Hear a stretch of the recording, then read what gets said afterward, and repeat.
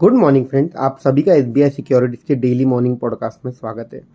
आज हम हमारे पॉडकास्ट में कवर करेंगे कल डोमेस्टिक मार्केट में क्या हुआ, इंटरनेशनल मार्केट में क्या हुआ, ऐसी कौन सी न्यूज़ है जिस पे हमारा ध्यान केंद्रित करना चाहिए और इन्वेस्टमेंट और ट्रेडिंग स्ट्रेटेजी। पहले देख लेते हैं कल डोमेस्टिक मार्केट में क्या हुआ।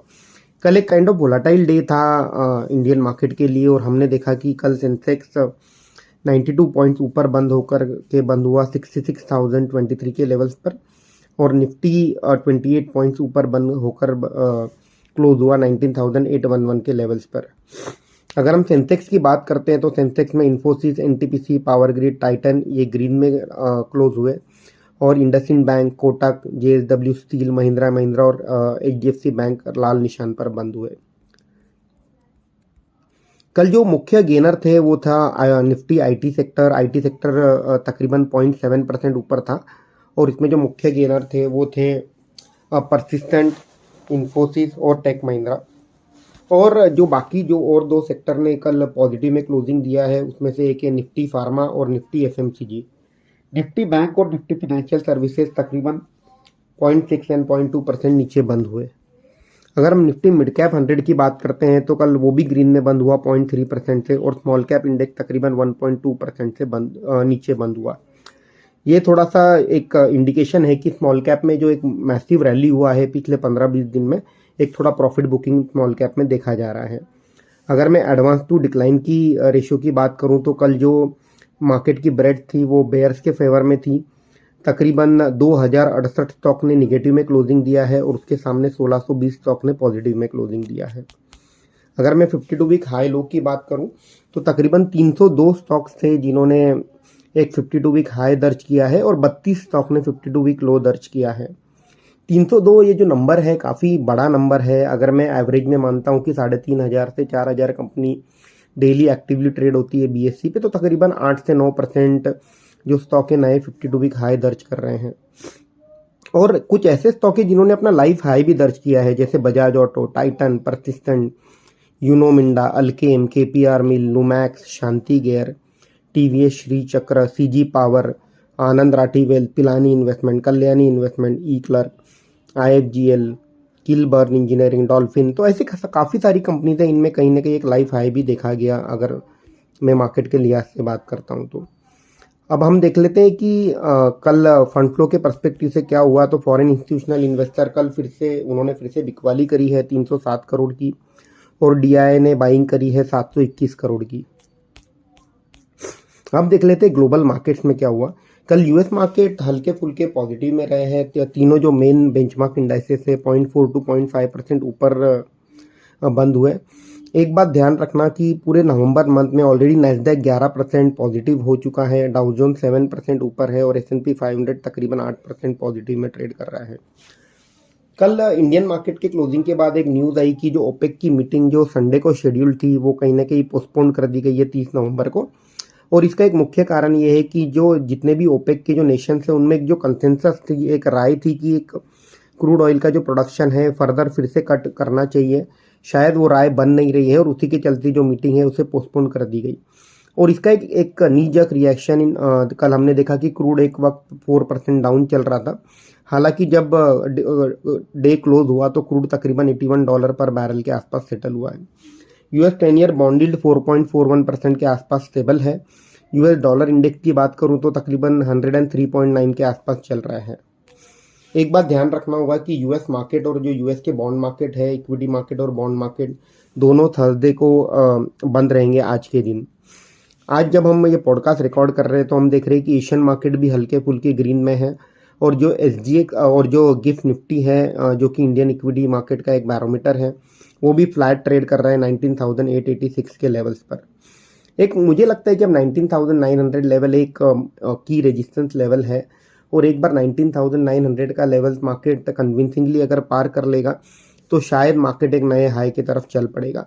अब इसके जो की ट्रिगर होंगे मार्केट को नए हाई की तरफ ले जाने के लिए, वो बेसिकली जो एग्जिट पोल है, 5 स्टेट के जो एग्जिट पोल है तकरीबन 30 नवंबर के आसपास आएंगे, और इसके जो एग्जैक्ट नतीजे है काउंटिंग होगी वोटिंग की वो है 3 दिसंबर को। तो एक बड़ा ट्रिगर रहेगा मार्केट के लिए कहीं ना कहीं मार्केट एक इससे व्यू फॉर्म करेगा कि 2024 में जो करंट गवर्नमेंट है वो कंटिन्यू करेगी या नहीं करेगी। तो इसका एक रिएक्शन हम मार्केट में भी देखेंगे।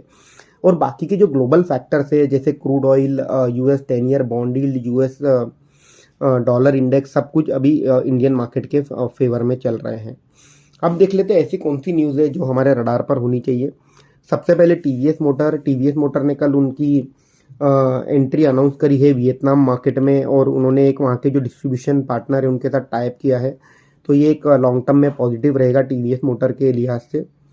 होनासा कंज्यूमर जो कि एक मामा अर्थ ब्रांड के ओनर है, रिसेंटली इनकी लिस्टिंग हुई थी। इनके जो Q2 के नतीजे आए हैं, डिसेंट नतीजे आए हैं। रेवेन्यू तकरीबन 21% बढ़ करके 496 करोड़ हुआ है, और इनका जो प्रॉफिट है 94% से बढ़ करके 29 करोड़ हुआ है। हालांकि लो बेस पे था।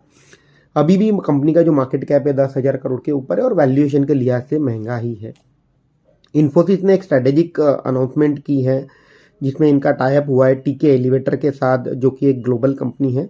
ये लॉन्ग टर्म के लिहाज से इन्फोसिस के लिए पॉजिटिव रहेगा।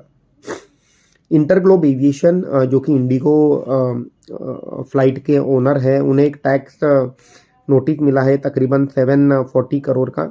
ये कहीं ना कहीं एक निगेटिव रिएक्शन आज मार्केट में इसके ऊपर देखने मिलेगी हमें।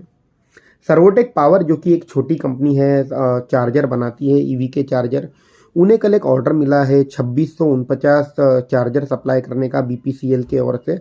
ये काफ़ी पॉजिटिव न्यूज़ है सर्वोटेक पावर के लिए। एक पॉजिटिव रिएक्शन हम सर्वोटेक पावर में देखेंगे। अब देख लेते हैं आईपीओ मार्केट काफ़ी हॉट चल रहा है। 5 आईपीओ एक साथ चल रहे हैं, और कल हमने देखा कि जितने भी आईपीओ कल ओपन हुए लगभग सभी में फुल सब्सक्रिप्शन कल डे 1 पर ही हो गया। हमारी जो डिटेल नोट है हर आईपीओ पे, और हमारी जो सलाह है ये ऑलरेडी हमने एक आईपीओ नोट के थ्रू आप सभी को सर्कुलेट कर दी है। अगर आपको ये नोट नहीं मिली हो और आप देखना चाहते हो, एसबीआई सिक्योरिटीज़ के वेबसाइट पे जाइए, वहाँ रिसर्च सेक्शन में, फंडामेंटल सेक्शन में आईपीओ नोट करके एक सब सेक्शन है, वहाँ क्लिक करेंगे तो आपको सभी आईपीओ नोट मिल जाएंगे।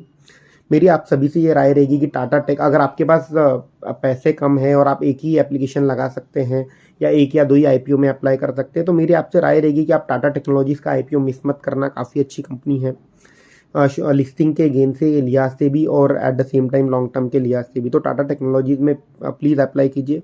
हालांकि भर भर के एप्लीकेशन आएगी, थोड़ा लॉटरी टाइप सिस्टम रहेगा, बट एक ट्राई करना हमारा कर्तव्य है। और डेफिनेटली टाटा टेक्नोलॉजीज हो गया, फ्लेयर हो गया, गांधार हो गया, सभी एक अच्छे डिसेंट आईपीओज हैं। अगर मैं ओवरऑल आज के डिस्कशन को समअप करूं तो हालांकि एक जो की बेंचमार्क इंडाइसेस है उसमें कहीं ना कहीं कंसोलिडेशन देखा जा रहा है। जो स्मॉल कैप और मिड कैप कंपनीज हैं जहाँ न्यूज़ चल रही है, वहाँ हम देख रहे हैं कि एक स्ट्रॉन्ग अंडर करंट है मार्केट में, और काफ़ी सारे स्टॉक अपने नए लाइफ हाई दर्ज कर रहे हैं। कौन से सेक्टर हमारे रडार पर होना चाहिए? Definitely railway stocks after long time एक कंसोलिडेशन के बाद अब एक अपटिक दिखा रहे हैं, तो रेलटेल, इरकॉन, आरबीएनएल जैसे स्टॉक्स हमारे रडार पर होना चाहिए definitely. Eight the same time metal companies हमारे रडार पर होना चाहिए। जिस तरह से डॉलर इंडेक्स ग्रेजुअली नीचे आ रहा है, तो जो मेटल कंपनीज है जैसे APL, Apollo tubes, JTL industries, Tata steel, Jindal stainless steel, ये सब हमारे रडार पर होना चाहिए। At the same time EV related companies जैसे JBM auto, Olectra, for that matter charger बनाने वाली कंपनी सर्वोटेक पावर, ये भी हमारे रडार पर होना चाहिए। और जिस तरह से क्रूड ऑयल ग्रेजुअली नीचे आ रहा है, ऑब्वियसली जो क्रूड ऑयल कंज्यूमिंग कंपनीज है जैसे पेंट्स हो गई, for that matter packaging companies हो गई, ये सब भी हमारे रडार पर होना चाहिए। आज के लिए इतना ही। आप सभी का धन्यवाद। Investment in securities market are subject to market risks. Read all the related documents carefully before investing.